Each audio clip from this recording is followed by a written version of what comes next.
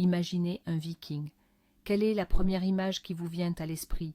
Sans doute celle d'un guerrier immense et barbu, vêtu de peau, une hache à la main, coiffé d'un casque massif orné de cornes. Il est sauvage, sale, parle une langue gutturale, ne rêvant que de pillage et de walala.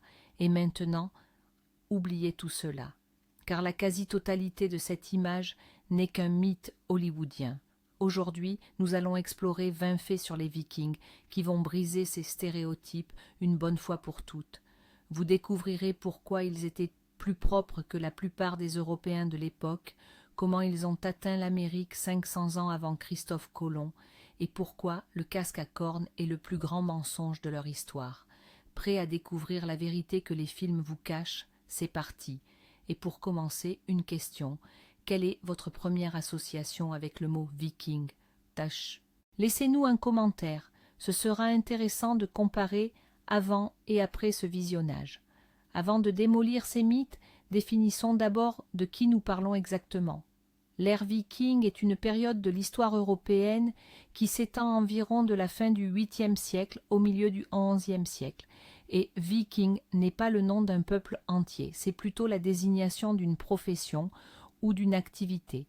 C'est ainsi que l'on appelait les navigateurs, les guerriers et les marchands originaires de Scandinavie, c'est-à-dire des territoires actuels du Danemark, de la Norvège et de la Suède. La majorité des habitants de ces régions étaient de simples agriculteurs, artisans ou pêcheurs, qui ne quittaient jamais leur foyer. Ce sont ceux qui partaient en expédition, les Vikings, qui ont bâti cette célèbre réputation. Beaucoup des stéréotypes les concernant sont apparus bien plus tard. Ils ont été créés par les moines chrétiens, dont les monastères souffraient de ces raids, puis renforcés par les artistes et écrivains du XIXe siècle, qui ont largement romancé l'image de ces barbares du Nord. Le cinéma et les séries modernes, quant à eux, ont poussé cette caricature jusqu'à l'absurde. Maintenant que nous avons établi le contexte, passons aux faits. Commençons par l'essentiel. Les casques à cornes sont une pure invention. À ce jour, aucun casque de viking authentique et pourvu de cornes n'a été découvert par les archéologues. Les seuls artefacts de ce type trouvés en Scandinavie datent de l'âge du bronze, soit 1000 ans avant l'ère viking, et étaient très probablement utilisés à des fins rituelles. Les vrais casques vikings étaient avant tout pratiques et fonctionnels. Le plus célèbre d'entre eux, découvert en Norvège, est le casque de Gjermundbu. Il est de forme simple et arrondie, doté d'un masque de protection pour les yeux et le nez, mais sans la moindre corne. Imaginez un instant un combat sur le pont d'un navire ou au milieu d'une formation serrée. Des cornes sur un casque auraient été incroyablement dangereuses pour le guerrier lui-même. Une hache ennemie aurait pu s'y accrocher facilement, ou même les cordages du navire. Ce mythe a été popularisé par le costumier Karl-Emil de Pleur, qui a créé les tenues pour l'opéra de Wagner, L'Anneau du Nibelung, en 1876.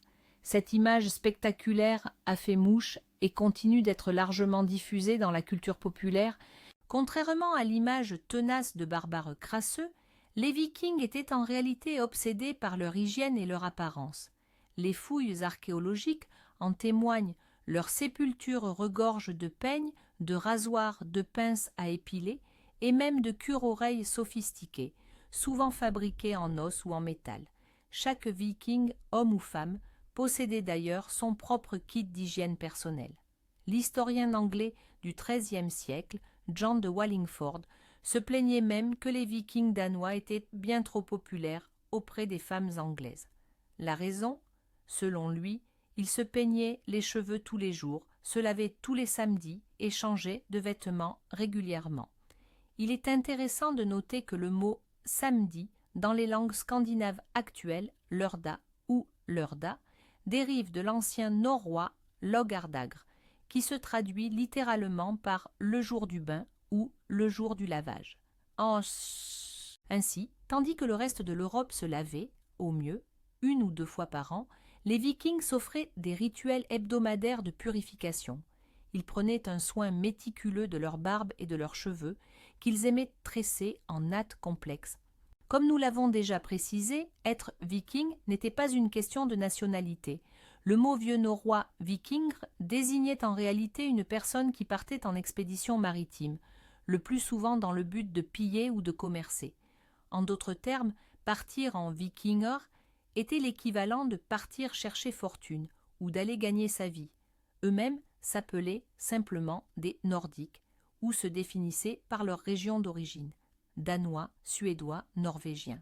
La majorité des habitants de la Scandinavie menaient une vie sédentaire. C'étaient des agriculteurs qui travaillaient la terre, élevaient le bétail et exerçaient des métiers artisanaux. Les expéditions maritimes étaient une activité saisonnière, réservée aux hommes jeunes et ambitieux qui cherchaient à s'enrichir, à gagner en notoriété ou à découvrir de nouvelles terres. Quand un tel homme revenait chez lui, il reprenait sa vie de simple fermier ou de propriétaire terrien. Ainsi, qualifier l'intégralité des Scandinaves de cette époque de Vikings, c'est comme considérer tous les habitants de la Somalie du XXIe siècle comme des pirates. C'était une profession, une activité, et non l'identité de tout un peuple. L'idée reçue selon laquelle tous les Vikings étaient de grands blonds aux yeux bleus est loin de la réalité. Les études génétiques révèlent qu'un grand nombre d'entre eux avaient les cheveux châtains, voire foncés. La couleur des cheveux et des yeux variait énormément selon les régions. Néanmoins, les cheveux clairs étaient bel et bien considérés comme l'idéal de beauté et de virilité. C'est pourquoi de nombreux Vikings, en particulier ceux aux cheveux sombres, utilisaient une astuce. Ils se servaient d'un savon spécial, riche en alcali, pour éclaircir leur chevelure et leur barbe. Ce procédé leur donnait une teinte blond paille, mais cette méthode avait aussi un effet pratique. Cet alcali agressif était extrêmement efficace pour combattre les poux et autres parasites. Il s'agissait donc à la fois d'une mode et d'une procédure d'hygiène. Imaginez un guerrier brutal en train de savonner minutieusement sa barbe avec une mixture spéciale dans le seul but de devenir blond. Cela contraste fortement avec l'image que nous avons habituellement d'eux. Les Vikings n'étaient pas de simples et stupides pillards. Ils étaient en réalité parmi les plus grands négociants, explorateurs et colonisateurs de leur époque. Leur route commerciale s'étendait de l'Amérique du Nord jusqu'au Moyen-Orient. Ils naviguaient sur les fleuves d'Europe de l'Est, atteignant Constantinople et Bagdad. Là, ils échangeaient des fourrures, de l'ambre, des esclaves et de l'ivoire de Morse contre de l'argent, de la soie et des épices. Le voyageur arabe Ibn Fadlan, qui a rencontré les Scandinaves sur la Volga, les décrivait comme d'habiles marchands. Ce sont d'ailleurs les Vikings qui ont fondé de nombreuses villes qui existent encore aujourd'hui. Par exemple, Dublin en Irlande fut établi par les Vikings norvégiens en tant qu'avant-poste commercial. Ils n'ont pas fait que détruire, ils ont aussi construit. Ils n'ont pas fait que piller, ils ont aussi échangé des biens et des technologies, exerçant ainsi une influence considérable sur le développement de nombreuses régions européennes. Si l'on imagine souvent les Vikings à bord de leurs dracars, sur terre et surtout en hiver, leur principal moyen de locomotion était en réalité le ski.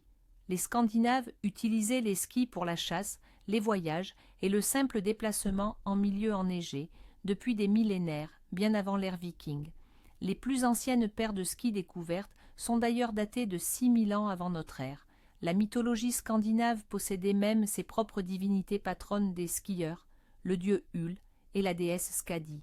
Pour les Vikings, le ski n'était pas un loisir, mais une nécessité vitale leur permettant de se déplacer rapidement et silencieusement dans la neige profonde. Cela leur conférait un avantage considérable, tant pour la chasse que lors des opérations militaires. Les sagas décrivent des guerriers capables de pourchasser et de rattraper un cerf, en étant chaussés de skis.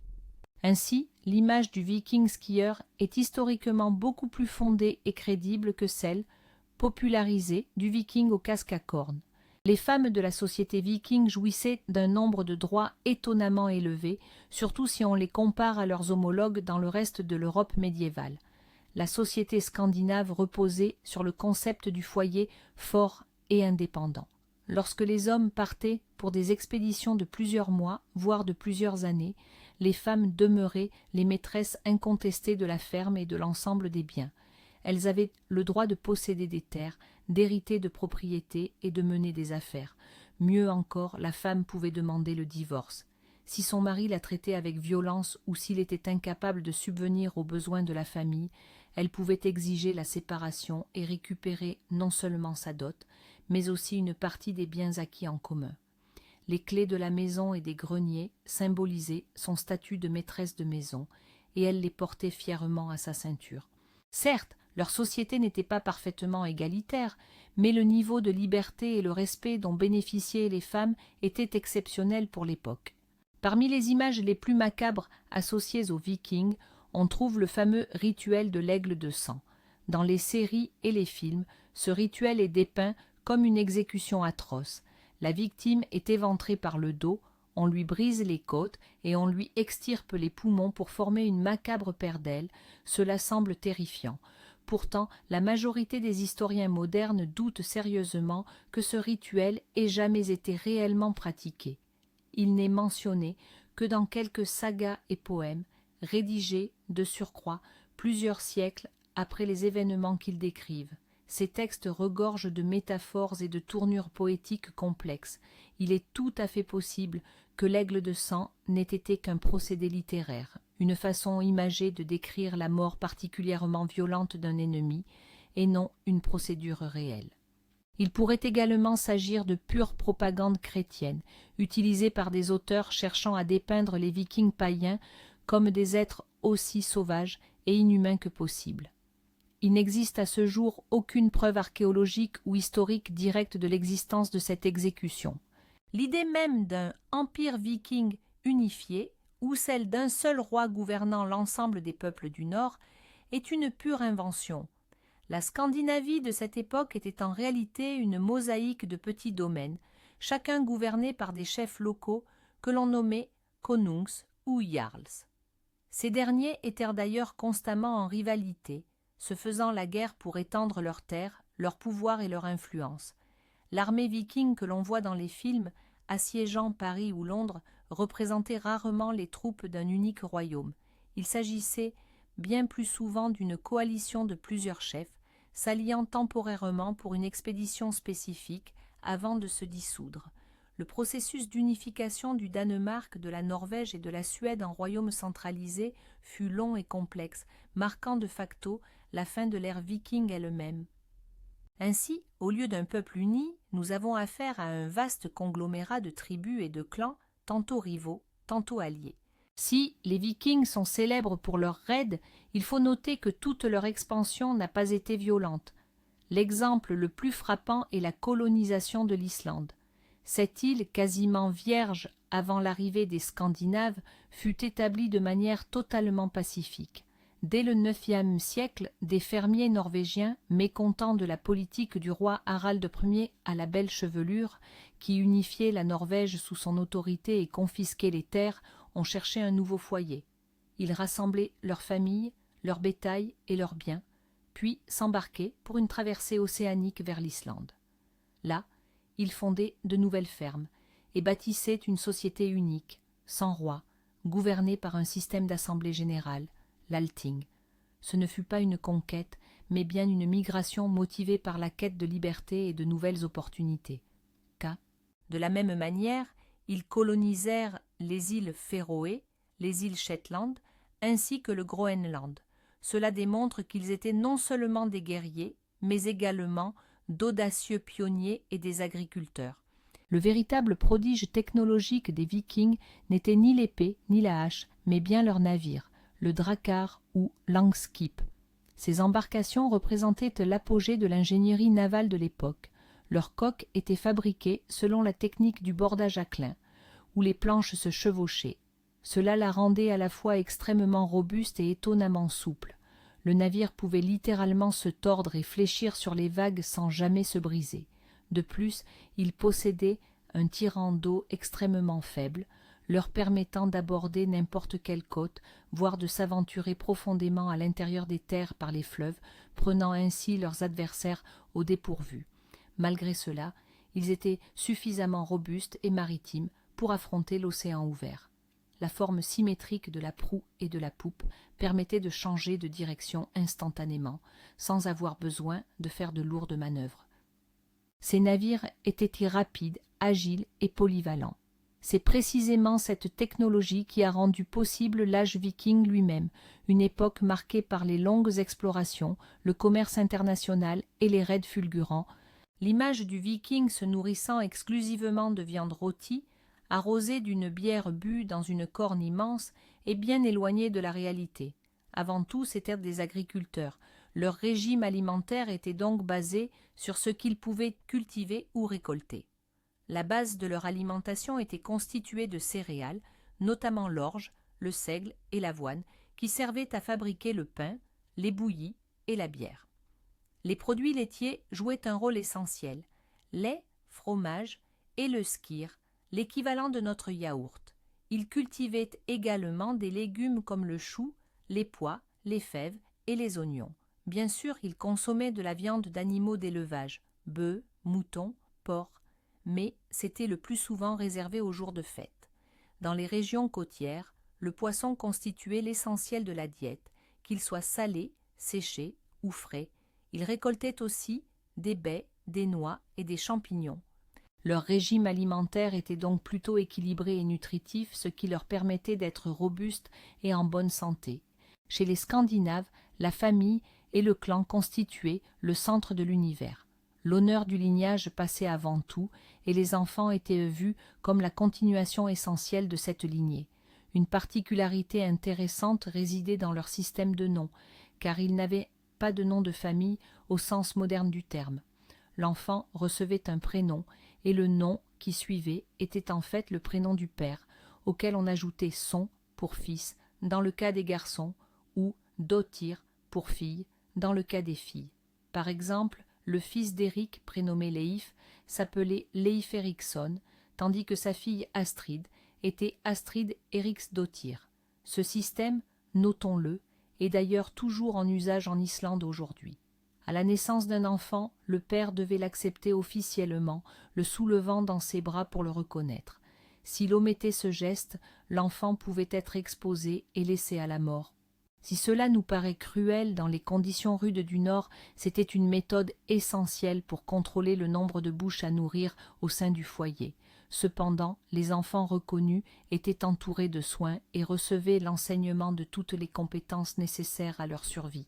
Contrairement aux stéréotypes du barbare inculte, les Vikings possédaient une culture artistique et poétique extrêmement développée.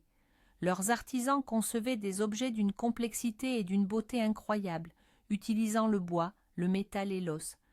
Leur style distinctif se caractérisait par des motifs complexes, des entrelacs d'animaux et de créatures mythologiques qui ornaient tout, des navires et des armes, aux bijoux et objets du quotidien.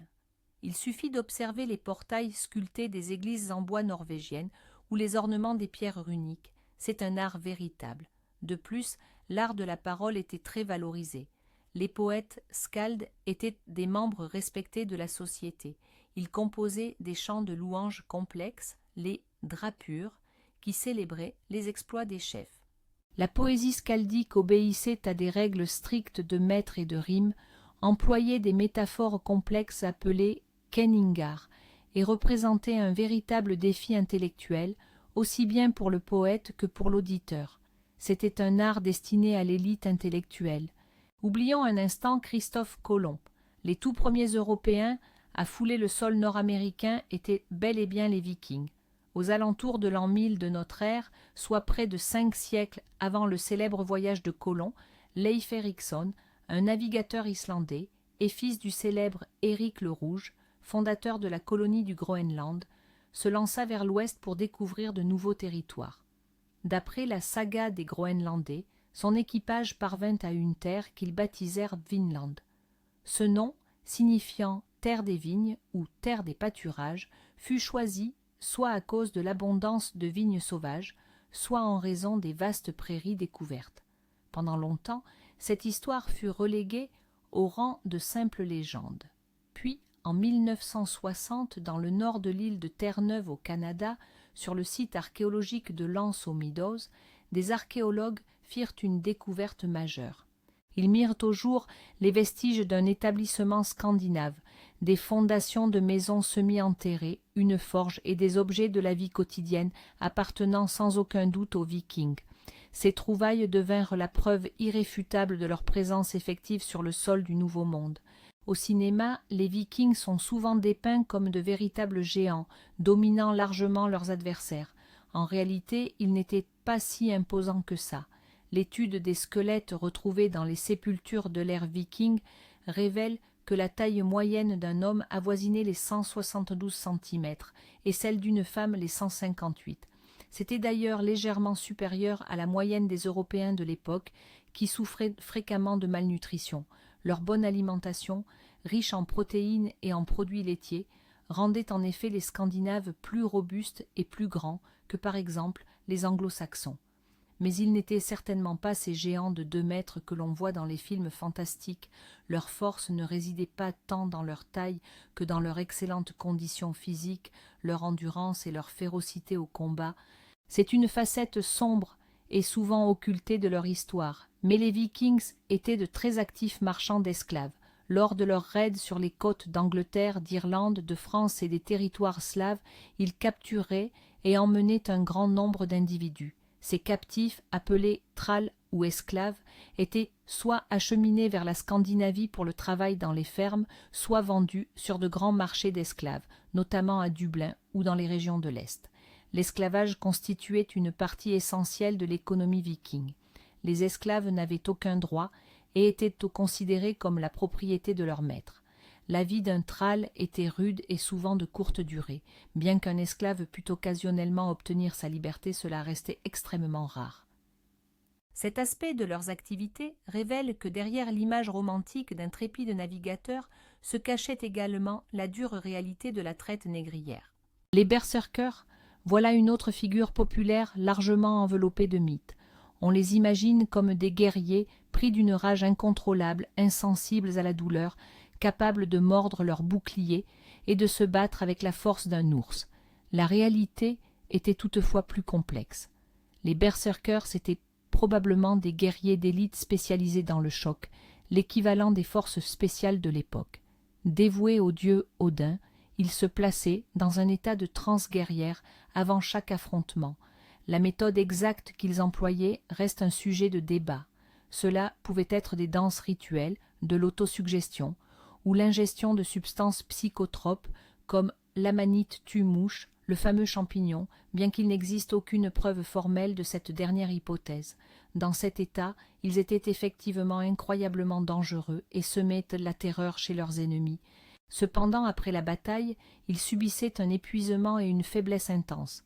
Plus tard, lorsque le pouvoir royal s'est renforcé en Scandinavie, les berserkers ont commencé à être considérés comme des criminels et des parias. Leur fureur incontrôlable était tout simplement trop dangereuse pour la société. Les runes sont l'ancien alphabet germanique qu'utilisaient les Vikings pour écrire. Mais, contrairement aux clichés véhiculés par la fantasy, les runes n'étaient pas avant tout des symboles magiques destinés à lancer des sorts. Leur usage principal fut foncièrement pratique. Avec les runes, ils gravaient des inscriptions sur des pierres commémoratives en l'honneur des défunts. Ils marquaient aussi leurs biens pour éviter le vol et laissaient de courts messages qui ressemblaient à nos graffitis modernes. Bien sûr, comme tout symbole dans le monde antique, les runes pouvaient avoir des fins rituelles, par exemple pour la divination ou pour être gravées sur des amulettes porte-bonheur. Toutefois, ce n'était pas leur rôle premier. Pour les Vikings, les runes étaient avant tout un outil d'écriture et de mémoire, bien plus qu'un instrument de sorcellerie. L'art de lire et de graver les runes n'était maîtrisé que par une minorité. C'est pourquoi les maîtres des runes jouissaient d'un grand respect au sein de la société viking. L'ère viking ne s'est pas achevée brutalement lors d'une seule grande bataille. Ce fut plutôt un processus graduel, s'étalant sur plusieurs décennies. L'une des raisons majeures de son déclin fut la christianisation progressive de la Scandinavie. L'adoption du christianisme a profondément transformé les mentalités. L'Église, logiquement, ne voyait pas d'un bon œil les raids de pillage dirigés contre d'autres chrétiens, ses propres fidèles. Une autre cause essentielle réside dans la formation en Scandinavie d'États centralisés calqués sur le modèle européen. Les rois du Danemark, de Norvège et de Suède ont mis en place des armées permanentes, établi des impôts et consolidé leur autorité. Ces changements rendaient ainsi les expéditions autonomes des chefs de guerre indépendants à la fois inutiles et peu rentables. On considère souvent l'an 1066 comme le point final symbolique de l'ère viking. Cette année-là, le roi norvégien Harald l'Impitoyable a tenté de conquérir l'Angleterre, mais il a été vaincu et tué lors de la bataille de Stamford Bridge. Ce fut la dernière grande tentative d'invasion scandinave en Angleterre. L'époque des raids fit définitivement place à celle de la diplomatie et du commerce au sein d'une Europe chrétienne unifiée. Faisons le point. Les vrais Vikings n'étaient absolument pas ceux dépeints par la culture populaire. Au lieu de barbares sales portant des casques à cornes, nous avons découvert des gens propres et coquets, qui prenaient un bain toutes les semaines et s'éclaircissaient les cheveux. Plutôt que des pillards stupides, c'étaient d'habiles commerçants, des explorateurs courageux, de véritables pionniers qui ont découvert l'Amérique bien avant les autres. Nous avons appris que leurs femmes bénéficiaient de droits étonnants pour l'époque et que leur art et leur poésie étaient complexes et raffinés. La principale conclusion est la suivante. L'histoire réelle est toujours plus complexe, plus nuancée et bien plus fascinante que tous les stéréotypes. Le monde viking, ce n'était pas seulement celui des guerriers, mais aussi celui des fermiers, des artisans, des poètes et des marins, dont l'héritage est toujours vivant dans la culture et les langues de nombreux peuples. Merci d'avoir regardé cette vidéo jusqu'au bout. Si elle vous a aidé à avoir un nouveau regard sur les Vikings, n'hésitez pas à mettre un pouce bleu et à vous abonner pour ne manquer aucune de nos futures révélations historiques. Et maintenant, la question principale, lequel de ces 20 faits vous a le plus surpris? Ou peut-être connaissez-vous un autre mythe que nous n'avons pas abordé? Écrivez-le, nous, dans les commentaires, discutons-en.